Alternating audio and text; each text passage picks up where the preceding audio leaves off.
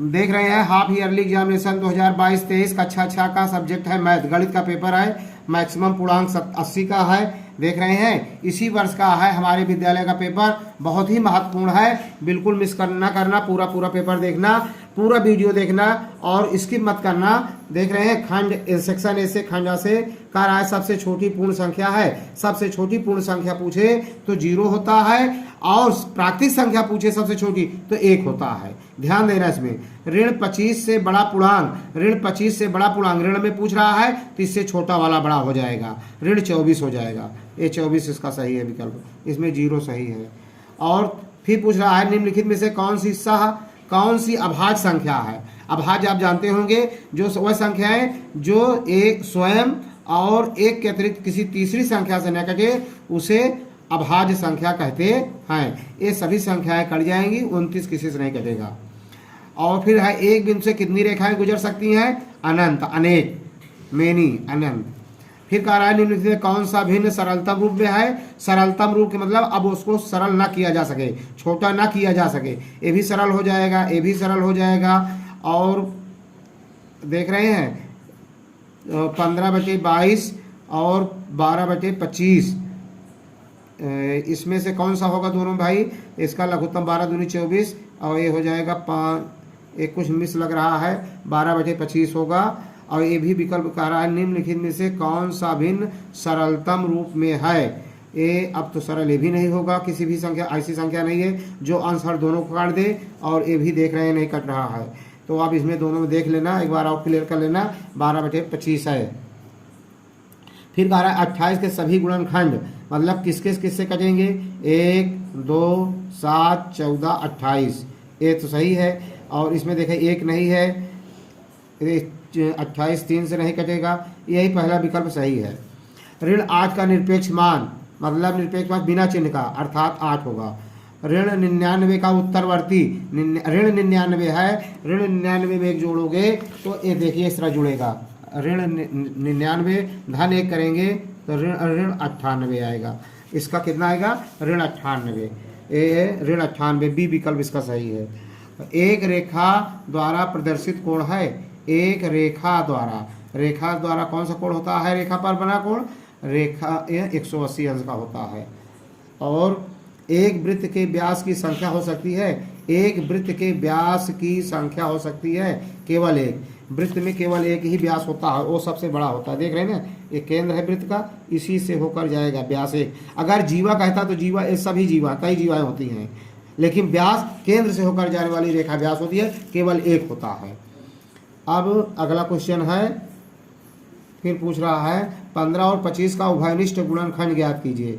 15 और 25 का उभयनिष्ठ गुणनखंड, तो 15 और 25 का उभयनिष्ठ क्या होगा? जो दोनों को विभाजित कर दे। 15 और 25 का 5 होगा, इसमें 5 लिख देंगे।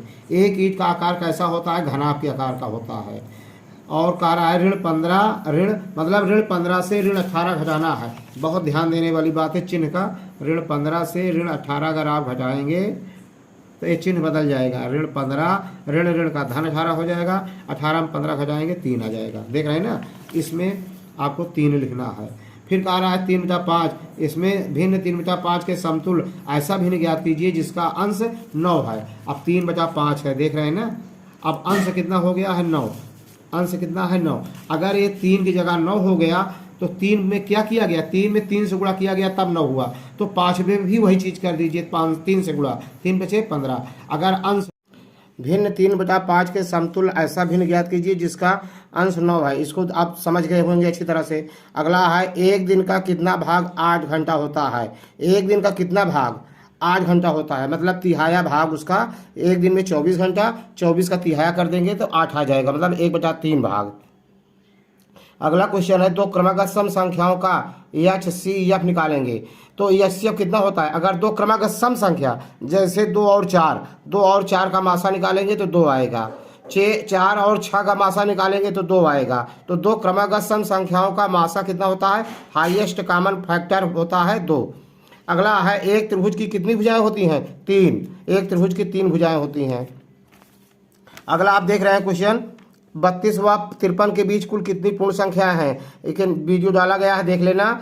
69 का रोमन अंक आप जानते होंगे, रोमन अंक में कैसे लिखा जाता है। ऋण 6 व धन 8 को संख्या रेखा पर प्रदर्शित कीजिए। मतलब एक रेखा खींचेंगे और शून्य से एक रेखा खींचेंगे और ये शून्य है, ऋणात्मक संख्या बाईं तरफ दिखाएंगे, धनात्मक संख्या दाहिनी ओर दिखा देंगे। बस केवल जैसे यहाँ पर 8 पर धनात्मक है कर रहा है, धन 8 पर, तो यहाँ पर 8 लिख देंगे, धन 8, 1 2 3 ऐसे बना लेंगे। इधर ऋणात्मक, बस इतना दिखाना है बस अकेला आपको। फिर है ऋण 20 से बड़ी 4 ऋणात्मक संख्या। ऋणात्मक संख्या बड़ी पूछे तो इससे छोटी संख्या लिखिए। ऋण 19, ऋण 18, ऋण 17, ऋण 16। ऋणात्मक संख्याएं छोटी संख्याएं बड़ी होती हैं, उल्टा होता है धनात्मक का। ऋण 20 अगला है खंड ब से, ऋण 20 से बड़ी 4 ऋणात्मक पूर्णांक, इससे बड़ी हो गया।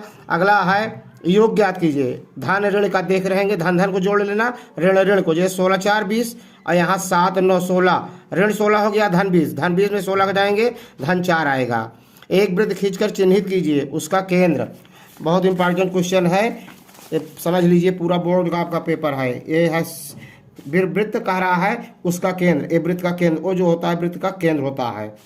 और एक त्रिज्या, ये वृत्त के केंद्र से परिध को छूने वाली, परिध को छू ले चाहे जितना दूर, यहाँ ए लिख दीजिए, यहाँ बी लिख दीजिए, केंद्र से परिध को छूने वाली मतलब परिध पर स्थित बिंदु को केंद्र से स्पर्श करा दीजिए, वो त्रिज्या हो जाएगा।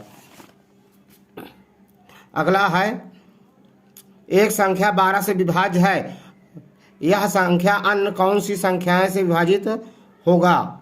मतलब कह रहा है एक संख्या 12 से विभाज्य है, यह संख्या अन्य कौन कौन सी संख्याओं से विभाजित होगी। अब ये आपके यहाँ वीडियो डाला गया है, देख लेना।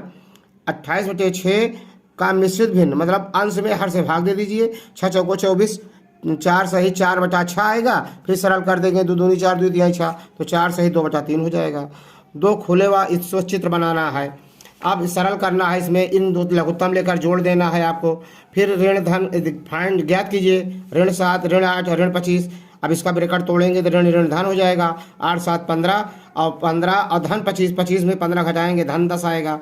परिभाषा देना है। समबाहु त्रिभुज वह त्रिभुज जिसकी तीनों भुजाएं बराबर हो, समबाहु त्रिभुज कहलाते हैं। समकोण त्रिभुज वह त्रिभुज जिसका एक कोण 90 अंश हो, समकोण त्रिभुज कहलाता है। मासा निकालना है। 6 2 7 4 से प्रत्येक को केवल एक बार प्रयोग करके लिखी जाने वाली सबसे बड़ी व सबसे छोटी संख्या। सबसे बड़ी संख्या में पहले सबसे बड़ा अंक लिखेंगे 7, फिर 6, फिर 4 3, अंत में 2 लिखेंगे। मतलब आरोही क्रम में, बड़ी में आरोही क्रम से और छोटी में आरोही क्रम से, तो ये लिख देंगे। अब आरोही क्रम छोटी बनाना है तो आरोही क्रम में 2 3 4 6 7 लिख देंगे, जो बनेगा अंक वही सबसे छोटा। और लिख करके फिर अंतर मतलब घटा देंगे। इसमें उचित प्रकरणों का प्रयोग करके गुणनफल ज्ञात करना है। आपको वीडियो देख लेना, डाला गया है। जो भी क्वेश्चन आपको डिफिकल्ट लगे कमेंट करना और हमारा वॉच टाइम बढ़ाइए। पूरा वीडियो देखना, आपकी पूरी समस्याएं हल की जाएंगी। वीडियो को पूरा देखना। इसमें यानी कि 2 विषम संख्याओं के अभाज्य का योगफल करना है। सम विषम भाज्य अभाज्य पूरी अच्छी तरह समझाया गया है वीडियो में। देख रहे हैं 6 15 18 से विभाजित करने पर प्रत्येक दिशा में 5 शेष रहता है। तो 6 15 18, तो पहले तीनों का लासा लेंगे, लासा लेने के बाद 5 जोड़ देंगे। इसमें सॉल्व कीजिए, हल करना है, दोनों को जोड़ लेना है। इसमें घटाना है लघुत्तम लेकर के। अब इसमें क्या कह रहा है कि समकोण न्यून कोण या पारवर्ती कोण का वर्गीकरण। तो ये न्यून कोण है, ये अधिक कोण है, ये समकोण है, ये परिवर्तित कोण है। चारों कोण के 4 नाम जानेंगे, न्यून कोण, अधिक कोण, समकोण और परिवर्ती कोण। अगला है 8 10 और 12 से विभाजित होने वाली 3 अंक की सबसे बड़ी संख्या। पहले 3 अंक 8 12 10 से विभाजित होने वाली, पहले तीनों का लघुत्तम निकाल लेंगे। लघुत्तम निकाले के बाद जब तक 3 अंक ना हो जाए बड़ी संख्या, उसका अपवर्त लिख देंगे। जैसे मान लीजिए सबसे बड़ी संख्या 24 आ गया या 36 आ गया, तो उसका 36 72 108 इस तरह से करते चले जाएंगे। इसमें छोटा बड़ा का चिन्ह लगाना है। देख लीजिए कैसे लगाएंगे। 1 6 3 9 ऋण 9 हो जाएगा। इसका ब्रैकेट तोड़ेंगे तो धन 6 हो जाएगा, इसमें धन 3 आ जाएगा, ये बड़ा हो जाएगा, इस तरह चिन्ह लग जाएगा। इस तरह सब अपना हल कर लेंगे।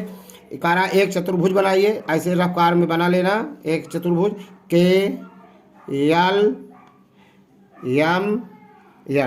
इसी का नाम लिखने में बच्चे गलत कर जाएंगे।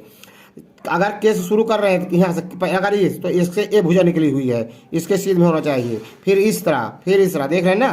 फिर कह रहा सम्मुख भुजाओं के दो युग्म, सम्मुख भुजाओं के दो युग्म के यल और एवं यम यन, ये सम्मुख भुजा के युग्म हैं। फिर कह रहा है सम्मुख कोण, एक के और यम सम्मुख कोण है।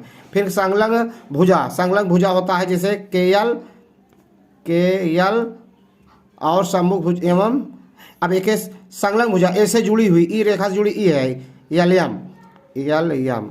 अब बहुत से जहाँ इसको भी लिख देंगे या के यल एवं, इस भी के यल होगा, ऐसे जुड़ी यहाँ से निकालेंगे तो के यन हो जाएगा, बहुत सरल है। संलग्न कोणों के दो युग्म, संलग्न कोण ए और ए हो जाएंगे, संलग्न आसन्न कोणों के दो युग्म हो गया। अब अगला है, कह रहा है 18 2 व 3 से विभाज्य है। 18 गिनती जो है 2 और 3 से विभाज्य है, और यह 2 गुणे 3 से भी विभाज्य है, 2 गुणे 3 बराबर 6 से भी विभाज्य है। इसी प्रकार संख्या 4 और 6 दोनों से विभाज्य है। क्या यह 4 और 6, 4 गुणे 6 बराबर 24 से भी विभाज्य हो सकती है? हाँ, नहीं तो क्यों नहीं, अब विभाज्य होगा। अब इसके देखिए, कोई संख्या 48 अगर जैसे आप लेते हैं तो 6 गुणे 8, 6 गुणे 8, 6 और 8 48 जो है 6 से भी कटेगा, 8 से भी कटेगा। और अगर आप 6 गुणे 8 करेंगे तो 48 हो जाएगा, इससे 48 से भी कट जाएगा, ये 24 दूना और 6 कट जाएगा आपका, इस तरह लिख देंगे। और 4 और 6 का उदाहरण जैसे 4 और 6 ले लीजिए, दूसरा भी हो जाएगा, 4 छंग 24, और 24 जो है 4 से भी कटेगा, 6 से भी कटेगा, और 24 से भी कट जाएगा, 48 हो सकता है, 48 भी हो सकता है। इस तरह आप वीडियो अच्छा लगा हो तो लाइक करना, सब्सक्राइब करना। जय हिंद, जय भारत।